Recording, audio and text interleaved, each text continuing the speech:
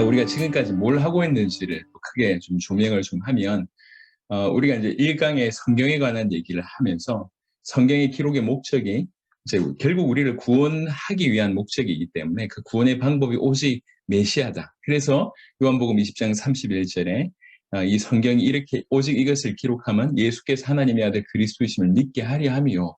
그 이름으로 힘입어 생명을 얻게 하려 함이니라. 이게 이제 성경의 기록의 목적임을 성경의 다양한 특징 중에 특별히 이게 주 포커스임을 이제 1강을 다뤘고요.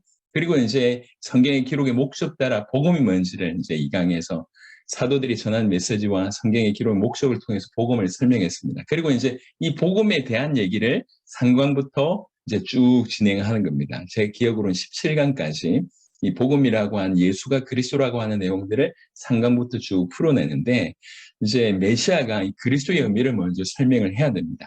그리고 나서 나중에는 예수님이 왜 그리스도가 되는지를 설명을 해야 되는데 이 그리스도를 설명하기 위해서는 이 그리스도는 우리를 구원하기 위해서 오셨잖아요.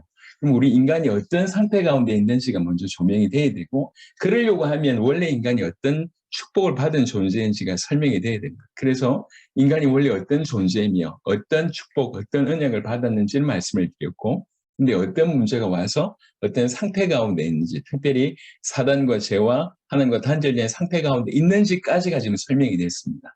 그리고 나서 이러하기 때문에 이제 메시아가 오셨다. 그래서 메시아는 이런 뜻이다. 그게 이제 요번에 설명이 될 거고 그리고 나서 예수님에 관한 얘기를 참으로 예수님이 그 약속된 메시아가 맞다고 하는 것들로 이제 17강까지 이제 진행이 될 겁니다. 자, 메시아에 대한 부분들을 이제 성경에서는 계속 예언을 하셨습니다. 정말 예수님이 메시아가 맞다고 하면 크게 두 가지는 하셔야 되는데 하나는 약속된 그 모든 성경 말씀을 성취하셔야 되고 두 번째는 이제 사단에게서 우리를 건져내고 우리 모든 죄를 해결하고 하나님 만나는 길을 여셔야 됩니다. 그래서 첫 번째로 구약에 있는 그 수많은 메시아 예언, 어떤 분들은 300가지다, 어떤 분들은 350가지다, 어떤 분들은 그 이상이다, 이렇게 이제 주장을 합니다. 저희가 신학자들이 아니기 때문에 그 정도 깊이는 몰라도 그래도 너무 노골적으로 선명하게 드러나 있는 부분들을 통해서 예언된 모든 약속을 성취하신 메시아가 바로 예수님이 맞구나 이걸 볼 수가 있습니다. 예를 들면 창세기 3장 15절에 여인의 후손으로 오실 것을 얘기하셨고요. 갈라디아 4장에 때가 참에 하나님이 그 아들을 보내사 여자에게서 나게 하시고 율법 아래 나게 하신 것은 율법 아래 있는 자들을 속량하시고 우리로 아들의 명분을 얻게 하려 하심이라 라고 얘기하시면서 여자의 후손으로 오셨음을 얘기합니다. 그리고 아브라함의 후손 또 다윗의 자손으로 오실 것도 아브라함의 후손으로 오실 것을 창세기 12장 3절에 말씀하셨고 마태복음 1장 1절에 아브라함과 다윗의 자손 예수 그리스도의 계보라 이렇게 나와 있습니다. 미가서 5장 2절에는 아주 흥미로운 구절이 있습니다. 베들레헴 에브라다야 너는 유다 족속 중에 작을지라도 이스라엘을 다스릴 자가 너에게서 내게로 나올 것이라. 그러면서 그의 근본은 상고의 영혼에 있느니라. 이게 단순히 그냥 인간이 아니다. 인간만이 아니다라고 하는 부분을 그분은 근본이 상고의 영혼에 있는 하나님이시다라고 하는 부분을 이미 미가서 5장에 언급을 했습니다. 마태복음 2장 1절에 헤롯 왕 때에 예수께서 유대 베들레헴에서 나심의 역사적인 사건이었습니다. 그리고 동정녀로 탄생하실 것을 이사야 7장 14절에 말씀을 하셨고 누가복음 1장 27절에 다윗의 자손 요셉이라 하는 사람과 약혼한 처녀에게 이르니 그 처녀의 이름은 마리아라. 누가복음 1장 31절에 보라 네가 잉태하여 아들 낳으리니 그 이름을 예수라 하라. 이제 처녀인 마리아의 몸에서 예수님께서 탄생하셨음을 말씀하고 있습니다. 예레미야 31장 15절에는 특별히 헤롯 왕의 유아 학살에 대한 예언이라고 볼 수가 있는데 예레미야 31장 15절에 여호와께서 이와 같이 말씀하시니라 라마에서 슬퍼하며 통곡하는 소리가 들리니 라헬이 그 자식 때문에 애곡하는 것이라 그가 자식이 없어져서 위로받기를 거절하는도다. 마태복음 2장 16절에 헤롯 왕 때 이런 일이 있게 됩니다. 그리고 시편 78편 2절에 보니까 내가 입을 열어 비유로 말하며 예로부터 감추어졌던 것을 드러내려 하니 예수님께서 사역 중에 비유로 말씀하실 것에 대한 예언이었고 마태복음 13장 34절에 예수께서 이 모든 것을 무리에게 비유로 말씀하시고 비유가 아니면 아무것도 말씀하지 아니하셨으니 비유로 말씀하셨다는 것들이 나와 있습니다. 저는 개인적으로 이 예언 중에 스가랴를 굉장히 좋아하는데요. 스가랴 9장 9절에 보니까 승리에 입성을 하실 때 나귀 새끼를 타고 승리에 입성하실 것에 대한 예언이 되어 있고, 마태복음 21장 7절부터 9절에는 그 증거가 나와 있습니다. 그리고 시편 41편 9절에 보니까 내가 신뢰하여 내 떡을 먹던 나의 가까운 친구도 나를 대적하여 그의 발꿈치를 들었나이다. 이 말씀 그대로 떡을 먹던 제자라고 할 수 있는 가룟 유다가 이제 대적하는 그런 일들이 누가복음에 언급되어 있습니다. 그리고 스가랴 11장에 보면 내가 그들에게 이르되 너희가 좋게 여기거든 내 품삯을 내게 주고 그렇지 아니하거든 그만두라.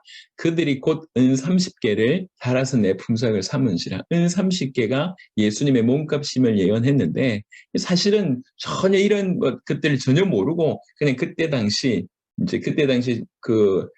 예수님의 십자가에 못 박았던 그 주 장본인들이 몸값을 매기고 가룟 유다에게 준 것이 바로 은 30이라고 성경은 얘기하고 있습니다. 그리고 이사야 50장 6절에 나를 때리는 자들에게 내 등을 맡기며 나의 수염을 뽑는 자들에게 나의 뺨을 맡기며 모욕과 침뱉음을 당하여도 내 얼굴을 가리지 아니하였노라. 마태복음 26장 67절에 이에 예수의 얼굴에 침뱉으며 주먹으로 치고 어떤 사람은 손바닥으로 때리며 아주 디테일하게 그 예언이 성취됨을 봅니다. 죄인들과 함께 못 박히시되 죄인들과 함께 못 박히심을 이사야 53장 12절에 그러므로 내가 그에게 존귀한 자와 함께 몫을 받게 하며 강한 자와 함께 탈취한 것을 나누게 하리니 이는 그가 자기 영혼을 버려 사망에 이르게 하며 범죄자 중 하나로 헤아림을 받았음이니라. 그러나 그가 많은 사람의 죄를 담당하며 범죄자를 위하여 기도하였느니라. 예수님 십자가에 못 박히실 때 죄인들과 함께 있었음에 대한 예언이고요. 죽으실 때 그런 예언인데 마가복음 15장에 강도 둘을 예수와 함께 십자가에 못 박으니 하나는 그의 우편에 하나는 좌편에 있더라. 시편 69편 21절에 그들이 쓸개를 나의 음식물로 주며 목마를 때에는 초를 마시게 하였사오니 마태복음 27장 34절에 쓸개 탄 포도주를 예수께 주어 마시게 하려 하였더니 예수께서 맛보시고 마시고자 하지 아니하시더라. 시편 22편 17편 17절 18절 내가 내 모든 뼈를 셀 수 있나이다. 그들이 나를 주목하여 보고 내 겉옷을 나누며 속옷을 제비 뽑나이다. 정말 말도 안 되게 로마 군인들이 바로 이런 일을 자행하는 것을 보게 됩니다. 시편 34편 20절 그의 모든 뼈를 보호하시며 그 중에 하나도 꺾이지 아니하도다. 의지가 있어서 본인이 뭔가를 한다고 하면 모르겠는데 이 상태는 그런 상태가 전혀 아니잖아요. 여러분 아시듯이 이미 알고 있는 내용이지만 이제 여러분들이 복음을 전해야 될 대상들은 모르고 있는 경우들이 많으니까 예수님이 십자가상에서 지금 최고의 고통 중에 하나는 뭐냐면 호흡입니다. 호흡. 이렇게 박혀 있으면 체중이 밑으로 쏠리기 때문에 호흡을 하려면 힘을 줘서 이렇게 몸을 들어야 돼요. 그러니까 이제 팔과 양팔과 양다리에 힘을 줘서 이렇게 들어야지 호흡을 할 수가 있어요. 예. 그런데 그 사람을 빨리 죽여야 되는 상황 가운데는 무슨 뼈를 꺾어버리냐면 무릎뼈를 꺾어버립니다. 무릎뼈를 이제 꺾어버리면 그러면 이렇게 들 수가 없잖아요. 이게 호흡 때문에 결국 빨리 죽게 만드는 것입니다. 그래서 예수님 십자가 지실 때 두 편의 강도들은 이제 무릎을 쳐서 뼈를 다 꺾었습니다. 근데 예수님께 가보니까 이미 돌아가신 거예요.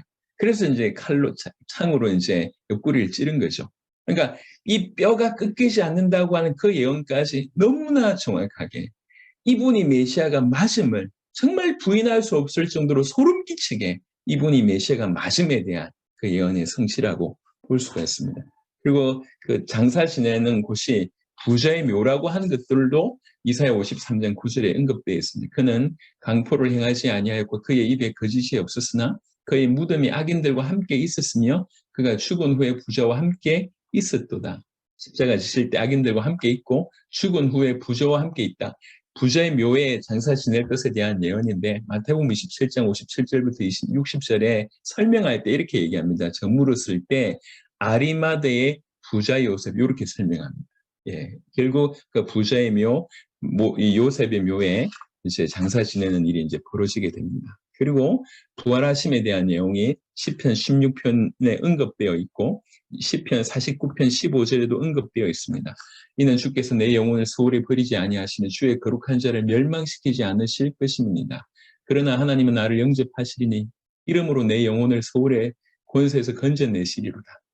고린도전서 15장에 보니까 장사 지낸 바 되셨다가 성경대로 사흘 만에 다시 살아나사 승천하실 부분들도 시편 68편 18절에 주께서 높은 곳으로 오르시며 사로잡은 자들을 취하시고 선물들을 사람들에게서 받으시며 반역자들로부터도 받으시니 여호와 하나님이 그들과 함께 계시기 때문이로다. 마가복음 16장 19절에 그 성천하시는 부분들을 언급하고 있습니다. 성경에 처음부터 끝까지 하나님은 사랑이십니다. 사랑이신 그 하나님은 그분의 속성이고 존재 방식입니다. 그분이 사랑이시기 때문에 우리를 사랑하셨고, 우리를 사랑하셨기 때문에 우리를 건져내시려고 자기 독생자를 보내신 것입니다. 죽기까지 내주신 것이죠. 그래서 우리를 건져내시겠다고, 이렇게 독생자를 보내서 건져내시겠다고 우리에게 준 특별한 책이 성경입니다. 성경은 우리를 구원하기 위한 책이고, 구원받은 자가 어떻게 살아야 될 모든 부분을 하나님 나라의 백성으로서 어떻게 살아야 될지가 정확하게 성경에 언급되어 있습니다. 그래서 성경을 통해서 우리가 구원의 초점을 만약 잃어버린다고 하면 성경의 초점을 놓친 것입니다. 오직 메시아를 통해서 구원하겠다. 이게 하나님의 방법이었습니다. 메시아가 누구냐? 예수님이 메시아다라고. 그래서 예수님의 메시아에 관한 수많은 예언들이 돼 있고 그 수많은 성취가 구약과 신약으로 이루어져 있습니다. 모든 것이 메시아이신 예수님께 맞춰져 있습니다. 300가지든지 350가지든지 상관없이 모든 예언을 너무나 기가 막히게 성취하신 바로 그분, 그 예수님, 그분이 약속된 메시아가 맞음을 볼 수가 있습니다. 이 메시아에 대한 예언 중에 특별히 이제 세 가지는 다른 어떤 것도 그렇지만 특별히 이 세 가지는 그 누구도 흉내낼 수가 없습니다. 일단은 동정녀의 몸에서 탄생한다고 하는 것은 흉내낼 수가 없습니다. 이건 하나님의 성령의 역사 아니고는 불가능합니다.